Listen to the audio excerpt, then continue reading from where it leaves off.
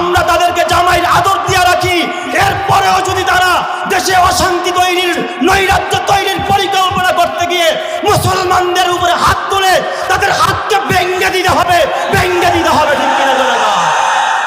এই জমিনের মানুষ আইয়ুব খানের শাসন দেখেছে, এই জমিনের মানুষ বঙ্গবন্ধুর শাসন দেখেছে, এই জমিনের মানুষ আরে বাবা এরশাদের টালমাটাল দেখেছে, এই জমিনের মানুষ মঈনুদ্দিন আর ফখরুদ্দিনের খেলা দেখেছে, এই দেশের মানুষ খালেদা জিয়ার শাসন দেখেছে, শেখ হাসিনার শাসন দেখেছে। আরে বর্তমান যারা অন্তর্বর্তীকালীন সরকার তাদেরও শাসন দেখতেছে। কসম আল্লাহর, কেউ শান্তি প্রতিষ্ঠা করতে পারে নাই।